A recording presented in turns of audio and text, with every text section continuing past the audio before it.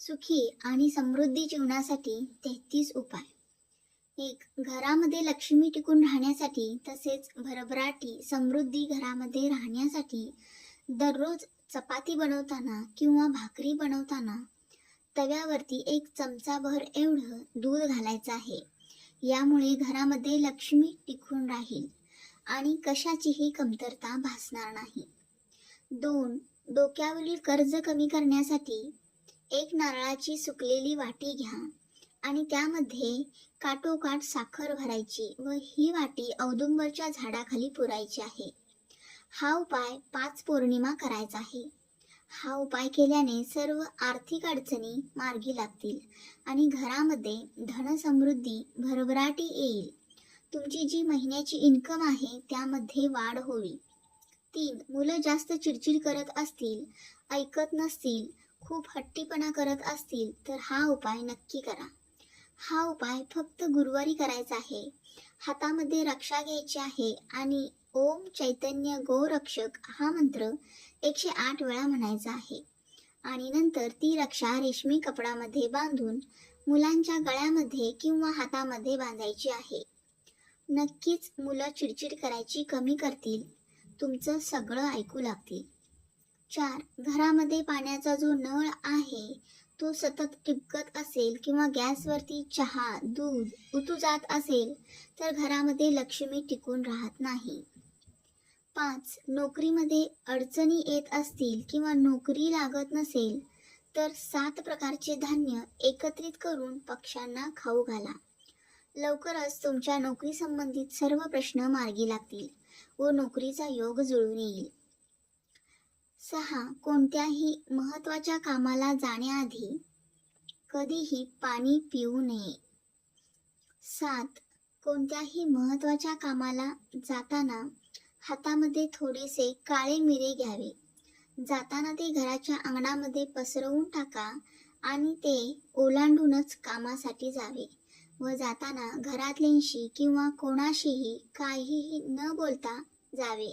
त्यामुळे कामामध्ये येणारे सर्व अडथळे दूर होतील व ते काम नक्कीच पूर्ण होईल. 8. श्रावण महिन्यामध्ये दर सोमवारी गाईच्या तुपाचा दिवा शमीच्या झाडाखाली लावावा व शमीची पाने महादेवांच्या पिंडीवरती वाहावेत. यामुळे अखंड सौभाग्य लाभते व घरामध्ये धनसमृद्धी नांदते. 9. प्रत्येक शुक्रवारी श्रीयंत्रावर किंवा लक्ष्मीच्या फोटो किंवा मूर्तीवरती सुगंधित फुले वाहिल्याने लक्ष्मी घरामध्ये स्थिर राहते. 10. आपल्या स्वयंपाकघरामध्ये अशा ठिकाणी तवा ठेवावा की तो येणाऱ्या जाणाऱ्यांना दिसू नये. 11. घरामध्ये तवा कधीही उलटा ठेवू नये. 12. आपण नवीन घर घेतो किंवा बांधतो त्यावेळी घराचे किंवा आसपासचे वातावरण आणि भूमी अनुकूलच असेल असे नाही. त्यामुळे घरात राहायला जाण्यापूर्वी वास्तूची ऊर्जा संतुलित आणि सकारात्मक करण्यासाठी वास्तुशांती जरूर करावी. तसेच सोन्याचा किंवा चांदीचा किंवा तांब्याचा यथाशक्ती वास्तुपुरुष आग्नेयेला स्थापित जरूर करावा. 13. घरामध्ये वास्तुदोष असेल तर घरामधील प्रत्येक खोलीमध्ये 2 कापडाच्या वड्या ठेवा आणि त्या कापडाच्या वड्या संपूर्णपणे संपल्यावर त्या जागी दुसऱ्या कापडाच्या वड्या ठेवा. असे केल्याने घरातील लोकांवर वास्तुदोषाचा प्रभाव कमी प्रमाणात होतो व कालांतराने घरातील वास्तुदोष हळूहळू कमी होऊ लागतो. 14. मूठभर मीठ आणि साखर यांचे मिश्रण घरावरून ओवाळून बाहेर टाकावे. हा वास्तुदोषावरील अत्यंत प्रभावी उपाय आहे. 15. घराच्या हॉलमध्ये छोटी तीळ तेलाची पंती लावावी. यामुळे आपला नित्य वावरत दिवाणखाना किंवा हॉल हा शुद्ध होतो. यामध्ये सकारात्मक ऊर्जा संचारते. 16. एका कुंडीमध्ये कोरफड लावावी. कोरफडी आरोग्यदायी आहे व ती सर्व नकारात्मक शक्ती नष्ट करते. 17. घरामधील भिंतीवरती सुखदायक आणि प्रसन्न अशी चित्रे लावावीत. दुःखदायक आणि नकारात्मक चित्रे लावू नयेत. 18. देवघरामध्ये तुपाचा किंवा तेलाचा दिवा हा नेहमी डाव्या बाजूला लावावा. 19 देवघरातील दिवा हा कधीही तुटलेला नसावा.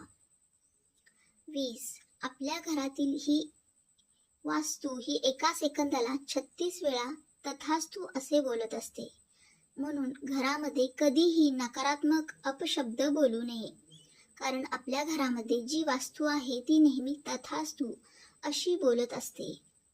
21 घरामध्ये सतत कटकट भांडण होत असेल तर घरामध्ये दारिद्र्य येते. घरामध्ये कधीही निगेटिव्ह गोष्टी करू नयेत.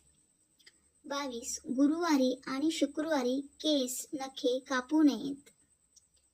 23 मीठ, पैसे, झाडू या वस्तू लक्ष्मीकारक आहेत. भर सायंकाळी या वस्तू कोणालाही देऊ नये, कारण आपण सायंकाळी लक्ष्मी येण्याची वाट पाहत असतो. म्हणून या वस्तू घरातून बाहेर जाऊ देऊ नये. 24 दर गुरुवारी श्री गणेशाला चिमूटभर हळद अर्पण केल्याने विवाहात येणारे सर्व अडथळे दूर होतील व विवाह योग जुळून येईल. 25 अंघोळीच्या पाण्यामध्ये चिमूटभर हळद टाकून अंघोळ केल्याने शारीरिक आणि मानसिक शुद्धता होते. 26 हळद दान केल्याने आरोग्य संबंधित सर्व समस्या नष्ट होतात. 27 घराच्या भिंतीवर हळदीच्या रेषा लावल्याने घरातील नकारात्मक ऊर्जा नाहीशी होते. 28 पूजेच्या वेळी हळदीचा टिळा मनगटावर लावल्याने गुरुग्रह बलवान होतो. 29 कुंडलीतील गुरुदोष कमी करण्यासाठी भगवान विष्णूला हळद अर्पण करावी. 30 सायंकाळी मुलांकडून शुभं करोती तसेच इतर स्तोत्र म्हणून घ्यावेत व आपणही म्हणावेत. जर तुम्हाला हा व्हिडिओ आवडला असेल तर चॅनेलला नक्की सबस्क्राईब करा.